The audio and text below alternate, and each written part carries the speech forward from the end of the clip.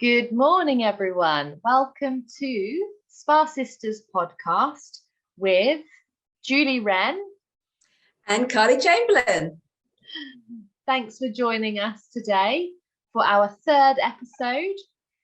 Julie, do you want to go into what this is all about and the topic we are going to discuss this morning? Yeah, thanks very much, Carly. Actually, today I want to talk with you about how we respond sometimes to situations. You know, life happens, and sometimes we might not always be responding in a way that is going to be very useful and productive for us. So I really want to explore that today, and it's what I call going full on Tawanda.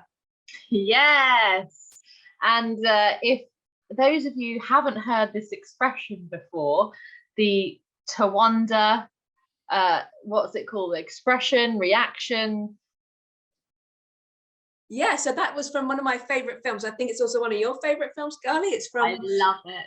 Fried Green Tomatoes at the Whistle Stop Cafe.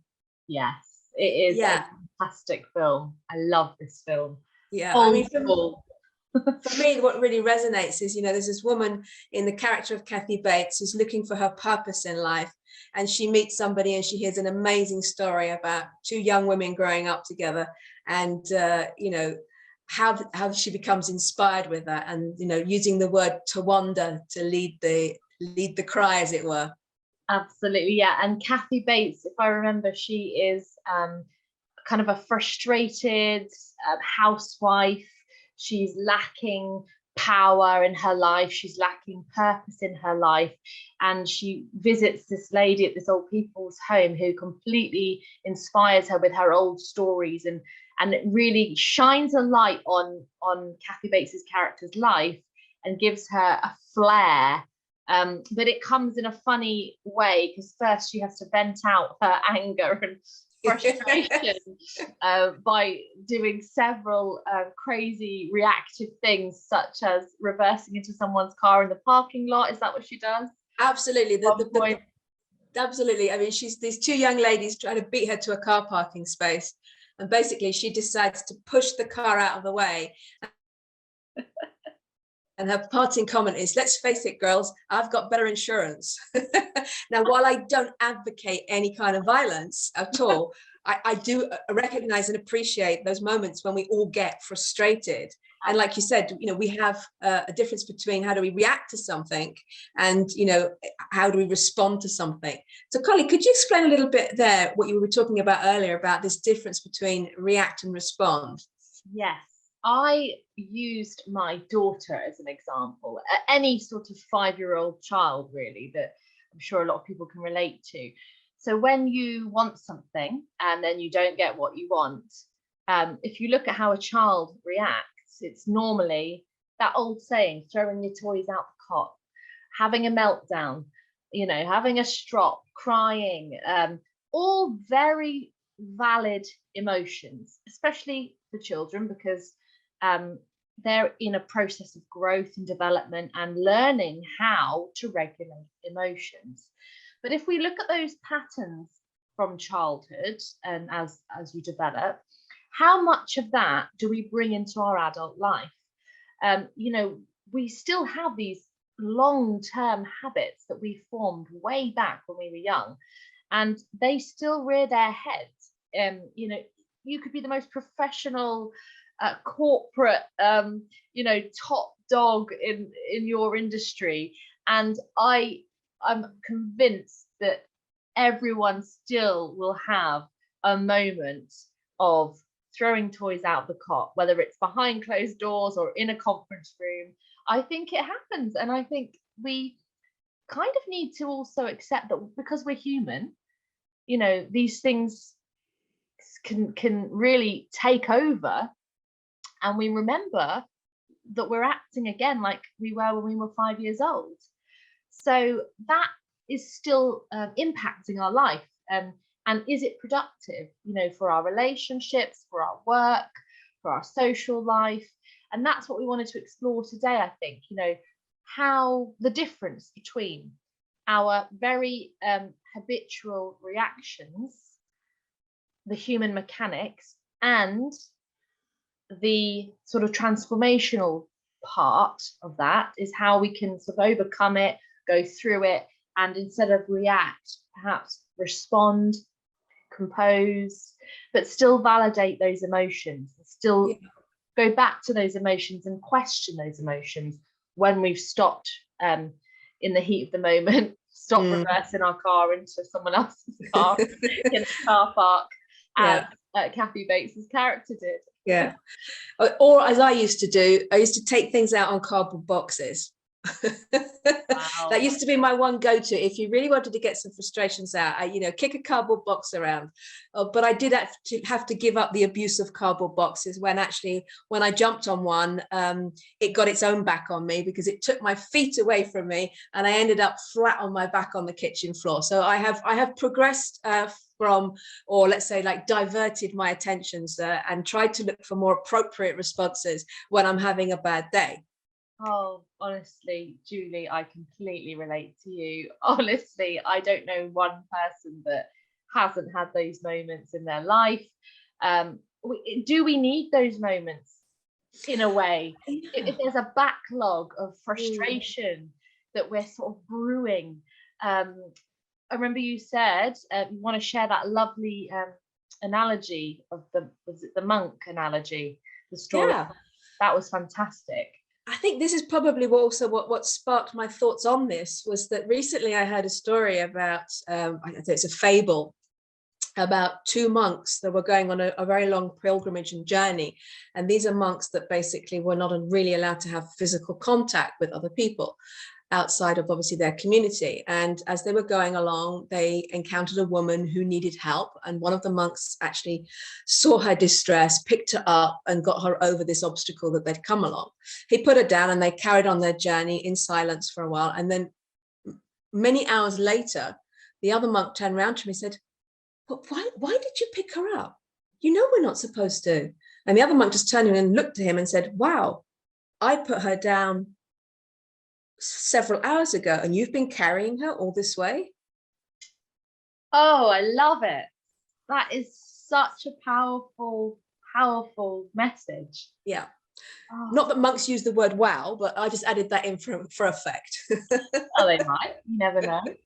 You never know. Yeah. Wow. And that's right, isn't it? And I mean, I've had experiences like that from my own point of view and from friends, that if there's been a bit of a hang up and we haven't communicated that or shared it, so we've been festering for months sometimes, and we finally confront the situation in a productive way, and it's an instant weight off the shoulders. And talking about weight, we were talking about energy, and obviously we've had probably 2 years now of more of a wider global weight on our shoulders, I think, collectively, with pandemic and now with current affairs going on in Eastern Europe. And we both sort of said, didn't we, there's this feeling of heaviness,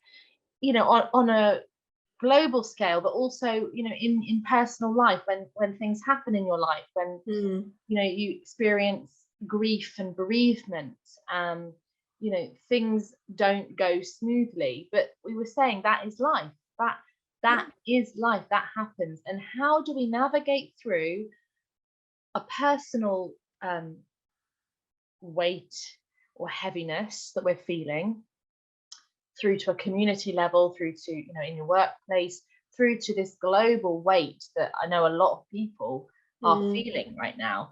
Some days it's hard to carry on and get out of bed and just crack on with things, isn't it? I mean, what's your experience of that lately, Julie? Yeah, lately myself, I've been feeling very, very sensitive to everything. And I think, it does have an impact on how I show up. It has an impact on how I react and interact with other people as well. So I'm thinking about that as well from, when I'm in a teaching role, I need to show up fully for my therapist, and like my therapists need to show up fully for their clients. But how do we do that in a way that's authentic when inside, we are hurting? So I think some people tend to have a tendency to draw their energy, as we say, in a more extroverted way. Maybe they will be the people that will tell you about their problems. And others perhaps will have a more introverted, well, they'll want to do more time for self-thinking. And I think that's a really important thing to recognize is, certainly among colleagues and also for yourself, if you need that time, because that's naturally how you draw the energy, you go within, and you go within maybe with some meditation, or you go do some walking, or you start to do reflection work. That probably for you is a really healthy practice. Whereas other people looking at you may think you're withdrawing, but you need this time to go inside. Whereas others perhaps want to be very expressive and seek that energy by sharing with other people around them, in whether it's work, whether it's at home life. And I think personally for myself, I'm a combination of the two, because we're neither at one extreme or the other. I know when there are moments when I need my quiet, and I know moments when it's time to share. So it's really about acceptance. It's about accepting that we all have different quirks and we all have different styles, but knowing yourself really is, is probably the first step to sort of being able to work out, am I having an appropriate response? So before you go full drama queen, look out for your triggers, know the kind of things that really set you off, because it's going to probably disrupt your day. It's going to make you feel really bad. And maybe you can't deliver that beautiful treatment you want to, because like the monk, you're still carrying this thought around with you in your head and replaying it over and over again. So I think that's the key thing. But then, like we said, acknowledging and recognizing that this is an emotion I'm having. Where did it come from? Why did it happen? And to be on the lookout, as I say, for the next time this could be happening. So I always say, take 2 deep breaths, because it's in those 2 deep breaths that you can find a 5-second window to really ask yourself a question. And the question that I like is, okay, Jules, what's going on here? Where has this come from? How is this going to pan out if you continue down this route? Because in that respect, usually I can talk myself down. It's kind of like, no, not appropriate. Are you being over dramatic here? Take a step back. So yeah, it's a little bit of a combination of recognition and acknowledgement and self-talk. Yeah. But just being aware of the fact that you do it is really, really important. And that, just to add to that, that comes back to that sense of self-responsibility again, doesn't it? Yeah. So it's sort of like, are you going to take responsibility of your own reactions? Are you even conscious that you are reacting and not responding? And how, where do we start to look? And I think it's quite nice to sort of compartmentalize in a way, if you're going to do a bit of self-discovery on this, to look at things starting as a thought, and that thought triggers an emotion, and then the emotion triggers a reaction, and then the reaction has a consequence. And it's quite simple, actually, isn't it? Let's think about that and use that philosophy in a way. So we have the thought, we have the emotion related to the thought, we then have the reaction, we then have the consequence. And it's up to you really where you want to take that. The key thing I always say here is self-responsibility and the choice. So you have the thought, now let's choose, and you have the emotion, and let's choose how we use that emotion. That's the intervention there, because then you can start to discover that actually your emotions don't govern you, because you get to consciously choose how you deal with those emotions. And that's that self-regulation that I was talking about before. And when you get to choose and make powerful choices, the reaction can transition from a reaction to a response, and then you might not have that dramatic consequence, or I would say the unhelpful outcome, because a lot of the drama is unhelpful to your growth, your evolution, your surroundings, the people you work with. It's all really unhelpful.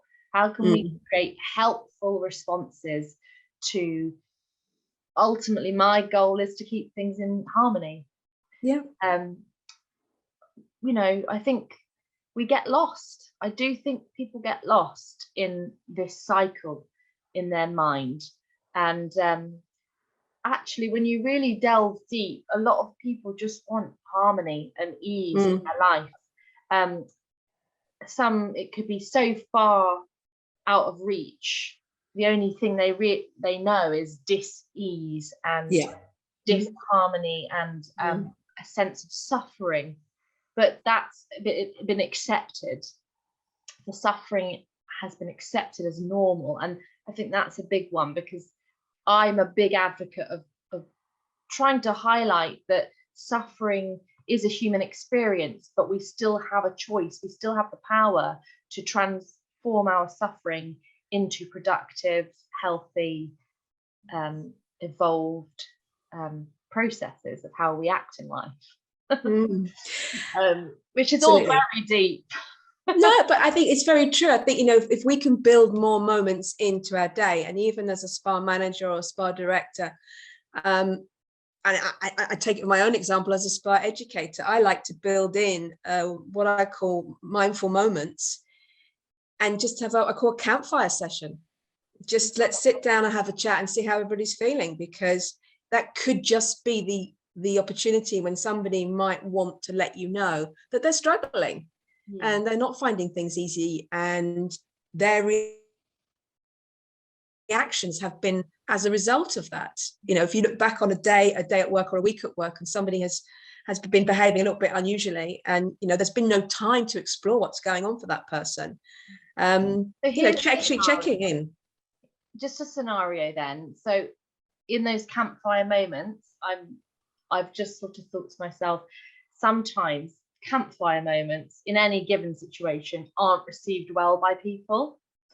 Have you experienced that before, where you're having those moments and asking something of someone that might be extremely out of their comfort zone? Yeah, and absolutely, quite confronting to people.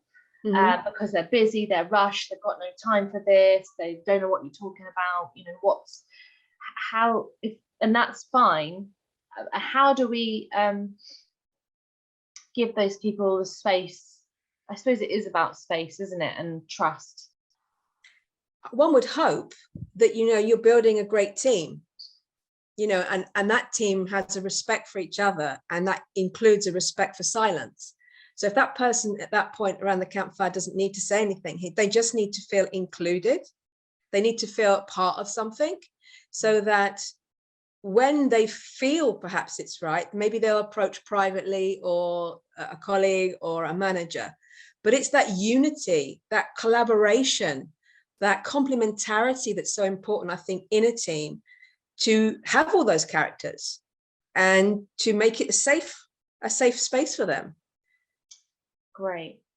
I'm going to ask now, for those that are listening, to sort of take heed of what we've spoken about today, and perhaps ask the question, you know, where do you sit within all of this personally?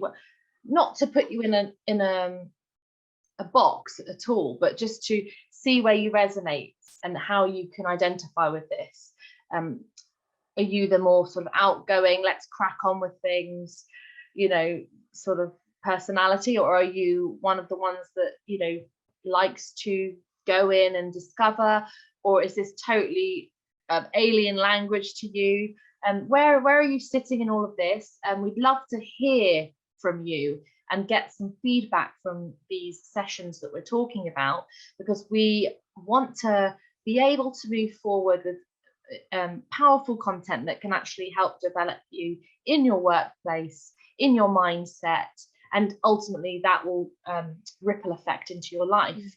So our email is sparsisterspodcast@gmail.com.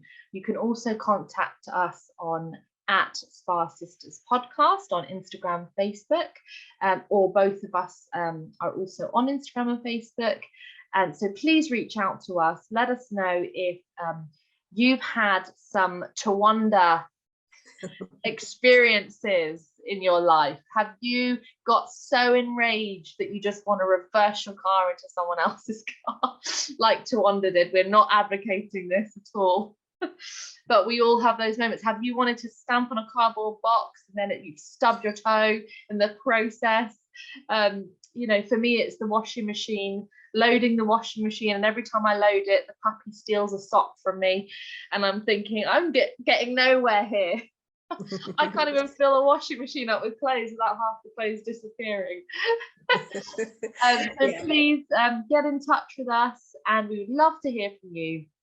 Until next time, Julie, do you want to say any closing pieces? Yeah, just closing, you know, your feedback is so important, because, you know, we would also like to know how you would like to be treated at work, in your working environment, because, you know, as I say, we're on a mission and we want to help improve your working life. So do let us know how you would like to be supported in your work if you feel that you're going to go full on Tawanda.